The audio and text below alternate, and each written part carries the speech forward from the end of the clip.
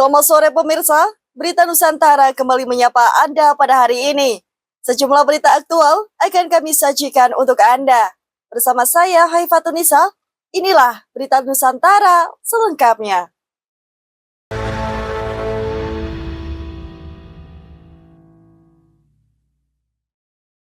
Informasi yang pertama pemirsa, Wakil Presiden Republik Indonesia bersama dengan Menteri Ketenagakerjaan Yasir Lee melakukan kunjungan kerja ke Provinsi Riau. Kunjungan tersebut dilaksanakan pada hari Senin 28 Juli lalu. Dalam kunjungan tersebut, agenda Wapres adalah meninjau penyaluran bantuan subsidi upah atau BSU di kantor Pos Indonesia, Jalan Jenderal Sudirman, Kota Pekanbaru. Gibran dalam kunjungan tersebut turut menghimbau agar para penerima BSU untuk memanfaatkan bantuan tersebut dengan bijak. Ia juga mengingatkan agar uang BSU tidak digunakan untuk judi online. Selain itu, Gibran juga mengatakan bahwa sejauh ini proses pencairan BSU di Pekanbaru telah berjalan lancar.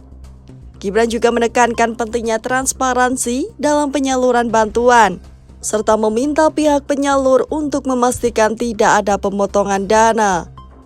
Java TV melaporkan. Kita beralih ke informasi selanjutnya. Menteri Kehutanan memberikan peringatan kepada seluruh kepala daerah untuk mengantisipasi terjadinya kebakaran hutan. Hal tersebut disampaikan oleh Juli saat rapat monitoring karhutla di kantor BNPB Jakarta Pusat, Senin 28 Juli lalu.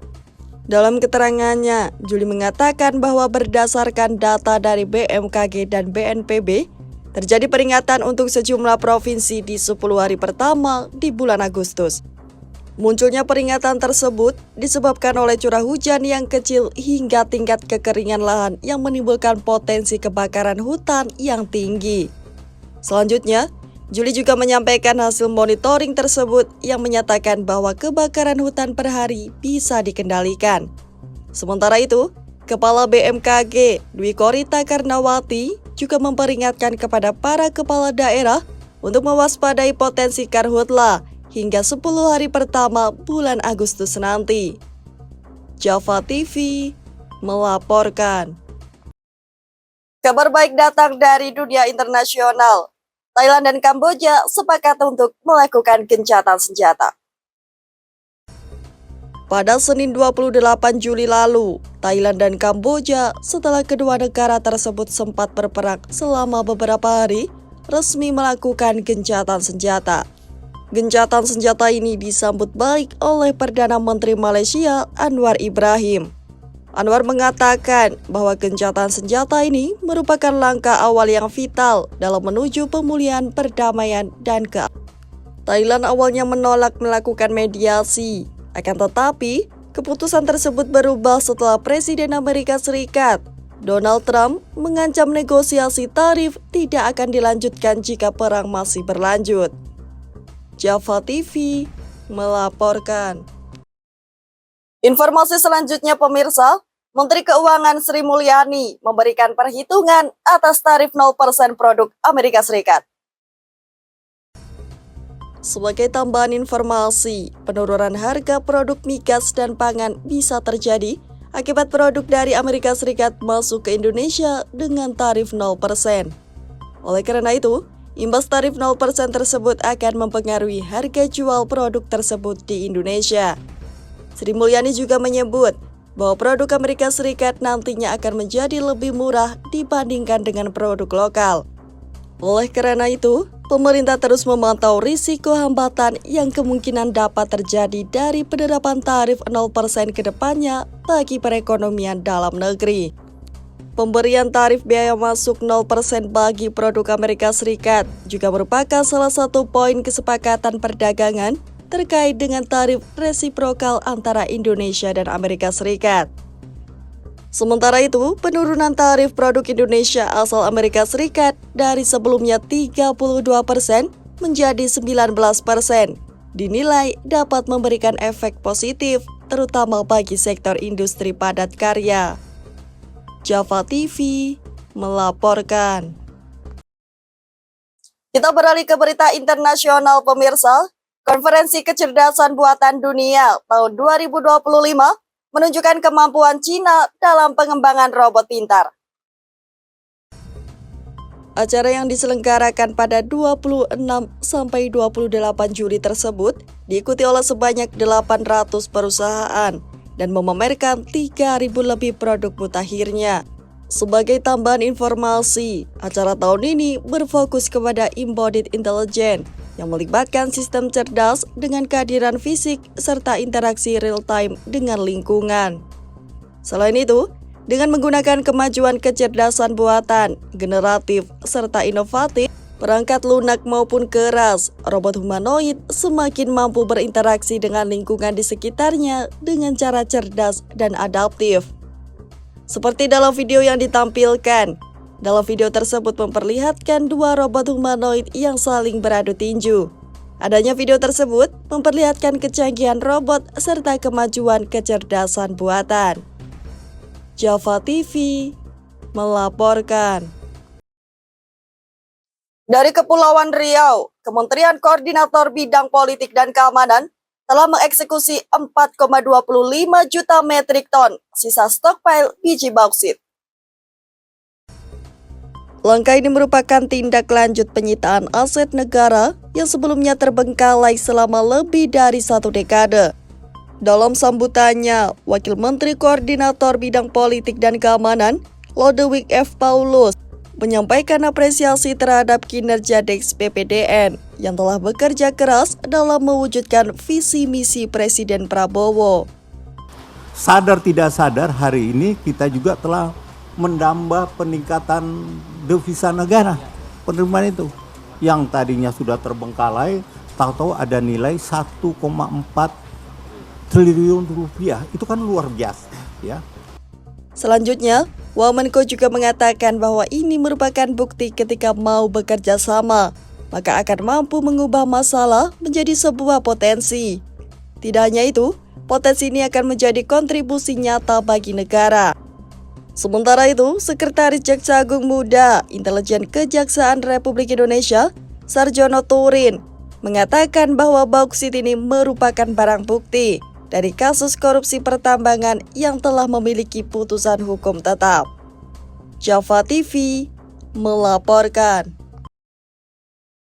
Kita beralih ke Hari Anak. Kementerian Sosial menegaskan komitmennya dalam pembenahan menyeluruh terhadap lembaga kesejahteraan anak.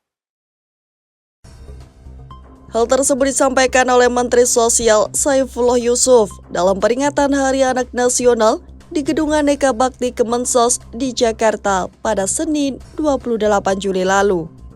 Dalam acara tersebut, Gus Ipul ingin agar lembaga kesejahteraan sosial anak ke depan benar-benar melaksanakan tanggung jawabnya dengan baik. Selain itu, Gus Ipul juga berharap agar LKSA dapat dikelola secara profesional, memiliki SDM yang mumpuni, serta terakreditasi. Dalam hal ini, Kemensos akan mendorong peningkatan akreditasi secara bertahap, serta akan menindak LKSA yang tidak sesuai regulasi. Gus Ipul menekankan agar LKSA ini bebas perundungan, kekerasan seksual, serta intoleransi.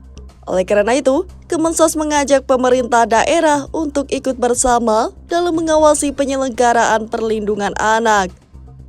Java TV melaporkan.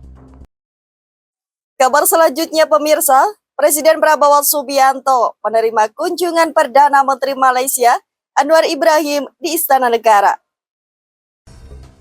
Kedatangan PM Malaysia disambut langsung oleh Presiden Prabowo. Selanjutnya, kedua kepala negara tersebut menyapa sejumlah awak media yang meliput dan memasuki Istana Merdeka. Sebelum memasuki ruang kredensial, Presiden Prabowo memperkenalkan sejumlah anggota Kabinet Merah Putih yang hadir mendampingi Prabowo. Sementara itu, PM Anwar juga turut didampingi sejumlah jajaran menterinya. Konsultasi tahunan ini terakhir kali digelar pada 2017 di Kuching, Sarawak, Malaysia. Selain menghadiri sesi konsultasi tahunan, kedua kepala negara tersebut juga dijadwalkan melakukan pertemuan bilateral yang dihadiri oleh delegasi kedua negara. Java TV melaporkan. Kabar berikutnya, Kemendiksaintek dorong agar perguruan tinggi berperan aktif dalam mengatasi persoalan lingkungan.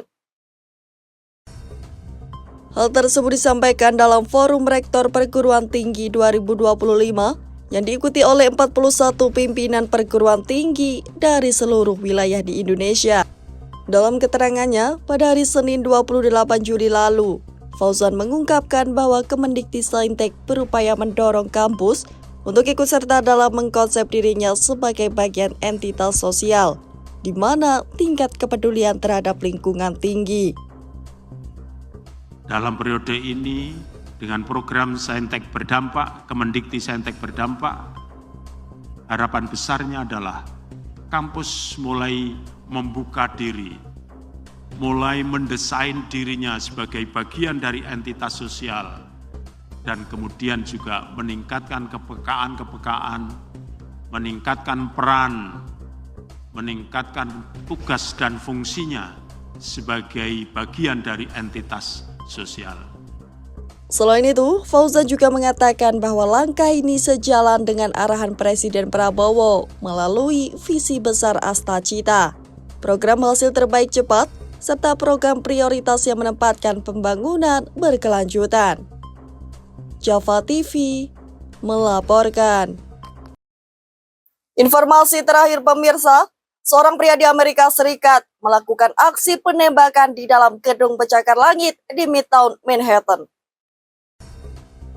Penembakan tersebut dibenarkan oleh salah seorang penegak hukum di sana.